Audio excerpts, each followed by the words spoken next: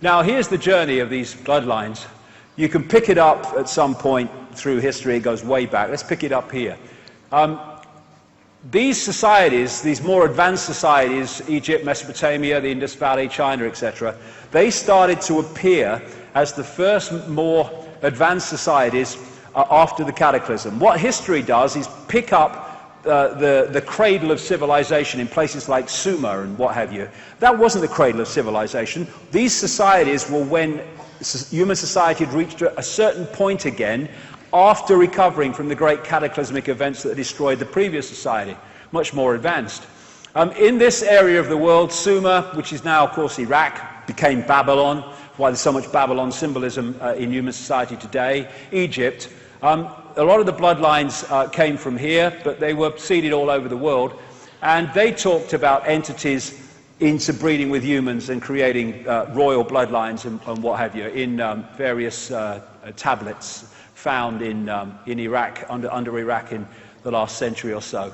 And these bloodlines moved out into northern Europe. They became the founders of Rome, and they interbred with other bloodlines in Europe, and they became the European royal families and aristocracy. And eventually, through the great British Empire, the French Empire, great only in size, by the way, in my view, and other European empires, they sent these bloodlines all over the world in the great colonial frenzy of taking the planet over. But there's two types of control. One has a finite life, one has an infinite life until it's exposed. The one that has a finite life is when you, like fascism, communism, apartheid, that which is subject to the control can see the controllers. Because eventually, it might take some time, there will be a rebellion against that. The greatest form of control is control you can't see, where they give you a vote every 4 or 5 years, and yet behind the scenes, the same people are in power behind the scenes all the time, no matter who's officially in power in politics. And that's what they did in the colonial system. They apparently withdrew back into their countries and gave independence to the former colonies like the United States and Canada and etc. around the world. But what they did was left out in those countries the bloodline under different names and the secret society network through which they manipulate the bloodline and its agents into power, and they've gone on covertly controlling those countries ever since. And what they've created is a secret society and bloodline version of a transnational corporation. What happens with a transnational corporation? Take McDonald's, please. Take McDonald's, if you will, as far as you can. But take McDonald's as an example.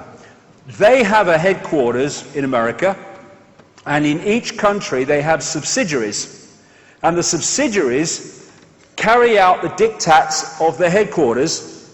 And thus, if you go into a McDonald's in Russia or Australia or South Africa or wherever, you go into basically the same McDonald's. What they've done with the Bloodline Global Network is they have a headquarters. Funnily enough, America's very, very influential, but the headquarters is in Europe. It's in places like the City of London, Rome, Brussels, Berlin, etc., Paris. And from the center, they have subsidiaries in the different countries.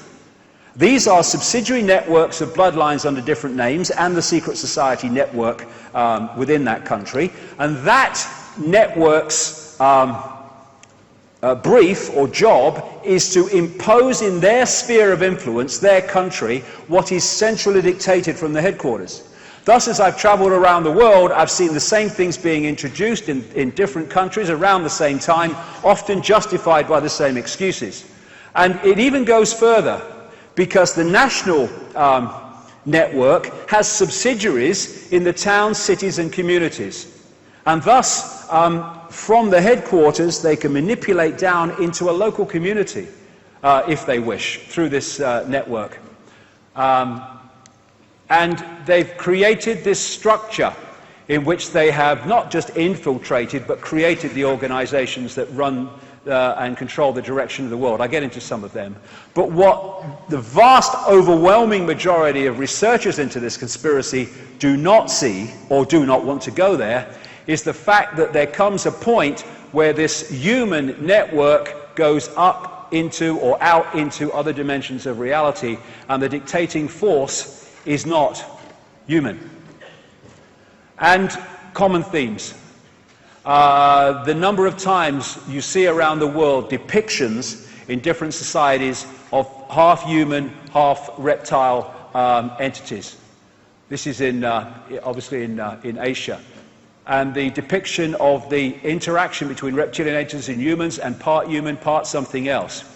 The gargoyles on the churches built by these secret societies, like the Knights Templar, and on the castles and mansions of the elite bloodlines, they are symbolically these entities. So many of the coats of arms of these bloodlines carry reptilian themes. The whole logo of the City of London, or Babylondon as I call it, because it's one of the great central focuses of control, not only through finance either, is a reptilian, holding the red cross and the white background of the Knights Templar, one of the major secret societies in this network. One of the key points in London, for this conspiracy anyway, where the City of London meets Temple, or Temple Bar, or the Temple region, which is the legal profession and courts, is this flying reptile on a pedestal right in the middle of the road. They put these things everywhere. Now, there's another common theme, this is all over the world, of reptilian-type entities eating humans. There's so many of them, it's unbelievable. This is Central American, as the previous one was. Here's some more, and often they'll put a crown on the top, because this is the royal bloodline. This is where the divine right to rule comes from, or the idea of it. It's the belief that you have the right to rule because of your genetic descendants from these gods, the divine right to rule. There again, a similar one. Here's other ones, and logos and coats of arms and what have you. And there's Alfa Romeo, the same, and of course the red cross and the white background of the Knights Templar. You see this reptilian theme coming up a lot in entertainment, because these bloodlines and their networks control Hollywood, and they control the entertainment industry in general. This is an advert, a Nike advert, where this American footballer was depicted as reptilian, and the theme of it was, because of that, he was better than anybody else. And at the end of the Thriller video, when Michael Jackson turned round, they were reptilian eyes. They could have been lots of different eyes, but they were reptilian. And this happens because of what I said earlier. All these different things are worshipping the same basic force, and thus this symbolism of this force appears in all these different areas, not just these, also banking and politics and stuff. Now, a lot of these bloodlines are Satanists. In fact, the major ones are all Satanists. And by that I mean they are into human sacrifice, human blood drinking, and all that other stuff, sacrifice of children. And it's been going on way back. And people have no problem with the fact that it was going, oh yeah, those ancients used to do that, and the Aztecs and all that stuff. But they can't expand that perception of the possible, that it's still going on. It is massively going on. The fact is, it was openly going on then it became unacceptable to the population in general, and it's gone on secretly ever since. And what I've talked to a lot of Satanists, former Satanists, and I guess former Satanists, who've told me common themes about what goes on in these rituals. And you know, these entities are feeding off human energy. And one of the things that they do is, when they're sacrificing somebody, the people with invisible light, the Satanists and the bloodlines, they'll drink the blood, because when the terror reaches a certain point in the ritual, a certain adrenaline goes in the blood, which gives these people a high. I mean, sick is not the word. But on another level, an energetic level, the entities are feeding off the energy coming off of terror and fear of the sacrifice. And the other thing that they tell me happens in these rituals is they create an energetic environment, like a stepping stone energy environment, where these entities can come through and manifest, not for long, but for a while. Common themes. Now, this is David Berkowitz. He went to jail for the Son of Sam serial killings in New York, and after he was jailed, he said, he corresponded with a Christian minister, and he said, yeah, I did it, but I did it as part of a satanic coven, a satanic cult that arranged it all for me, and I was just the guy who did it. And he said at one point in his correspondence Satanists are peculiar people. They aren't ignorant peasants or semi-literate natives. Rather, their ranks are filled with doctors, lawyers, businessmen, and basically highly responsible citizens. They are not a careless group or are apt to make mistakes, but they are secretive and bonded together by a common need and desire to mete out havoc on society. It was Aleister Crowley who said, I want blasphemy, murder, rape, revolution, anything bad. What does that do? It pulls that energy that they feed off, but it also pulls people into low vibrational states of awareness. And the two major colors of Satanism, for frequency reasons, are black. Black is the absence of light and absorbs light in all frequencies, and red, which is the lowest, longest frequency color.